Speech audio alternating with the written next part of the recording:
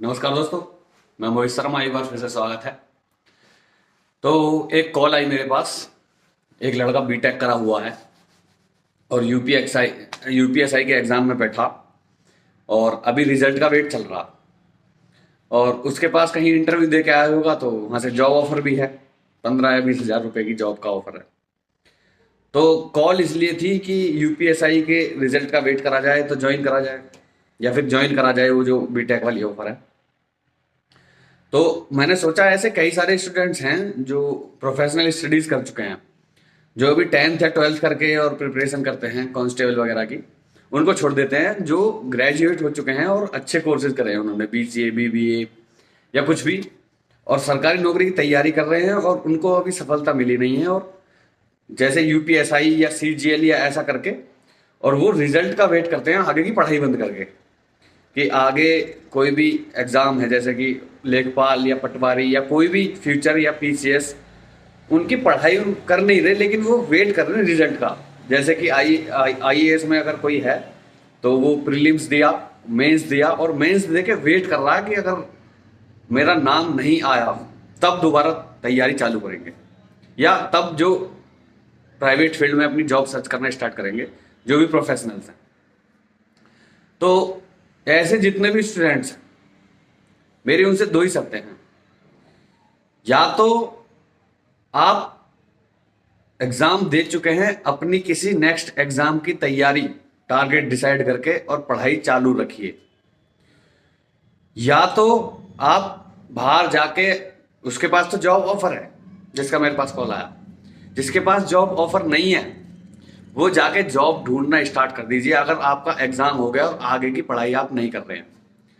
या आप कुछ ना कुछ ऐसा स्टडी करना चालू कर दीजिए कि ये दुनिया आगे बढ़ कैसे रही है, और आप अपना सोचिए, आप पैदा हुए थे, आप इस सोसाइटी में क्या चेंज, क्या बदलाव लाना चाहते हैं।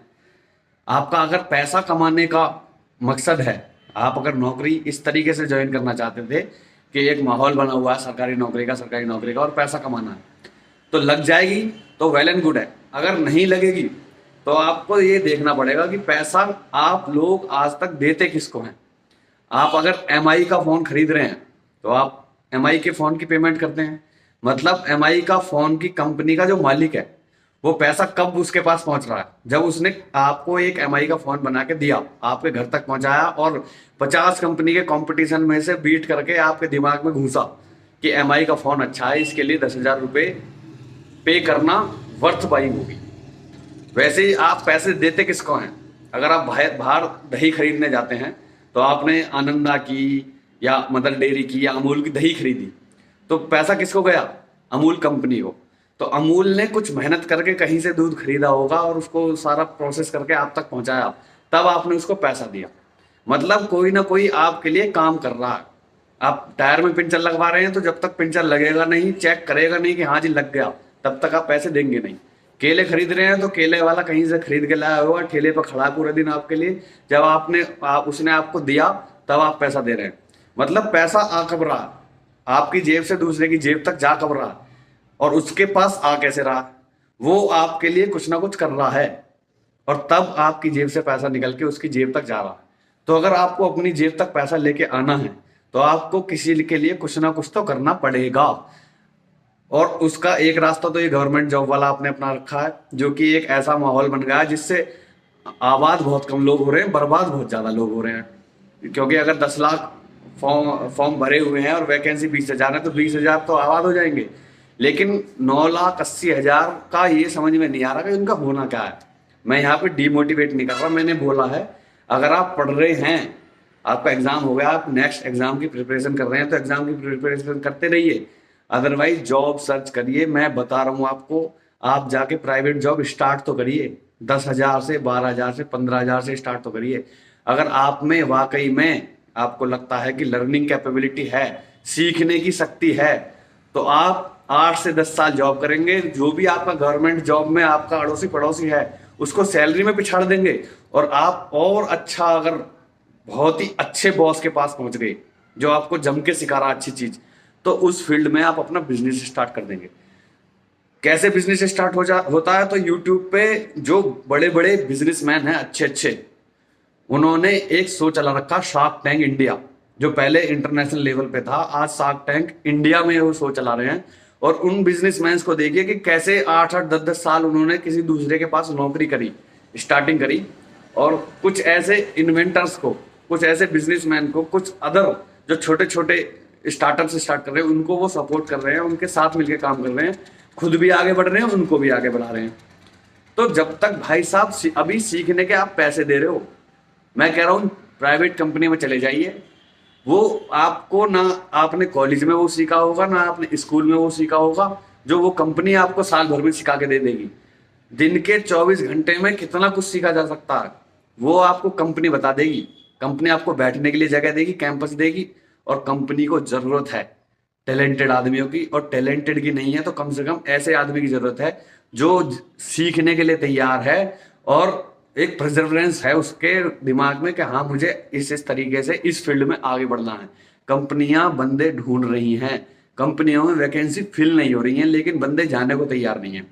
और शार्क टैंक इंडिया से आपको एक आइडिया मिल जाएगा कि peoples, how the peoples are growing, कैसे लोग आगे बढ़ रहे हैं। और सरकारी नौकरी वालों का तो मैंने देख लिया, आते हैं पहले तो अपना जो ये वेस्टर्न यूपी का जो एरिया है, इसमें किसी को अधिकारी बनना नहीं है, सबको बस सिपाही बन गया और उसमें ही धरती फाड़ने को तैयार है। और सिपाही में आके कहेंगे ये अच्छी नहीं लग रही, मैं अभी लेखपाल का भर रखा, मैंने अभी वो भर रखा। कुछ उसमें चले जाएंगे पैरामिलिट्री में, वो वहां से रो रहे हैं यार इसकी वैकेंसी आ रही है, मैं इसमें नौकरी नहीं करूंगा, मैं तो अपना कुछ बिजनेस डालूंगा। ये कुछ ना कुछ नहीं कर पाएंगे, क्योंकि आता जाता कुछ है नहीं, क्लैरिटी बिजनेस में आएगी नहीं। उस बिजनेस की जब तक नॉलेज नहीं होगी, हर एक के दिमाग में ये है, जब तक 50-60 लाख रुपए नहीं होगा बिजनेस स्टार्ट नहीं होगा। मैं कह रहा हूँ 1 करोड़ रुपए होगा, अगर आपको ये नहीं पता ना करना क्या है, तो बिजनेस कभी स्टार्ट होएगा नहीं। 1 करोड़ रुपए 1 मिनट में कहीं घुस के चला जाएगा, कोई आपके पैसे लेके भाग जाएगा, हो गया बिजनेस। तो बिजनेस स्टार्ट करने के लिए बेटा पता होना चाहिए कि जिस बिजनेस को करने जा रहे हैं उसका ABCD, आपका सामने वाला जो आप बंदा हायर करने जा रहे हो वो आपको टेक ओवर करके ना भाग जाए, आपको धोखा देके ना भाग जाए, पता चलिए आपको काम आता नहीं और आपसे ज्यादा उस पर आता है, और आपका बिजनेस, पैसा आपका और दिमाग उसने लगा दिया और बिजनेस आपका खत्म।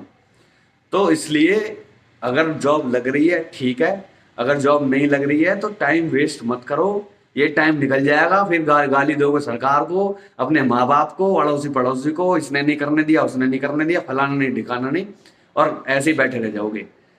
दुनिया चलती जा रही है, आप बैठे रह जाओ, दुनिया चलती रहेगी, आप बैठे रहो बैठे रहो बैठे रहो, और आप ऐसे ही खत्म हो जाओगे बिल्कुल। आप जो बैठा है उसकी दुनिया को बिल्कुल जरूरत नहीं है।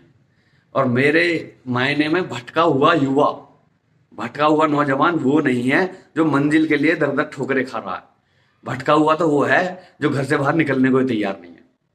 तो आई होप मेरा मैसेज समझ में आया होगा। और शार्क टैंक इंडिया को देखना, और अगर किसी चीज की प्रिपरेशन कर रहे हो तो शार्क टैंक इंडिया मत देखना, प्रिपरेशन पे ध्यान दो। प्रिपरेशन में हो जाता है तो ठीक है, और एक टाइम बना लो कि भाई आज तक इतनी साल की उम्र तक मुझे पढ़ाई करनी है गवर्नमेंट जॉब की। उसके बाद निकल जाना बाहर और सीखने लग जाना, जो भी आप दिमाग में एक सेकंड प्लान तैयार कर लो। तो आई होप मैसेज समझ में आया होगा। और अगर कोई सबसे कीमती कीमती चीज है तो वो है समय। अभी आपके पास समय है तो आप उसका यूटिलाइज नहीं कर रहे हो। जिस दिन समय अपना रंग दिखाना चालू कर देगा तो यूटिलाइज करने का फिर समय ही नहीं देगा आपको। फिर मिलते हैं किसी टॉपिक के साथ, और आई होप कि आपके अंदर कोई उम्मीद जागी होगी, किसी रास्ते में काम करने का आपकी वो होगी। कुल मिला के खाली नहीं बैठना है, पढ़ना है तो मन लगा के पढ़ना है। आपको जो मन में आ रहा है, अगर ऐसे यूट्यूब पे चैनल बना है तो बना दीजिए, आपको जो भी करना है करिए, लेकिन बैठे मत, वेस्ट मत करिए इस जिंदगी को। जो बीज है ना, इस पर कुछ फल लगाना स्टार्ट कर दीजिए। तो चलिए, आई होप कुछ तो यहाँ भरा होगा, नहीं भरा हो तो फिर अगली वीडियो में आएंगे किसी अलग उदाहरण, अलग तरीके के साथ। तब तक के लिए धन्यवाद।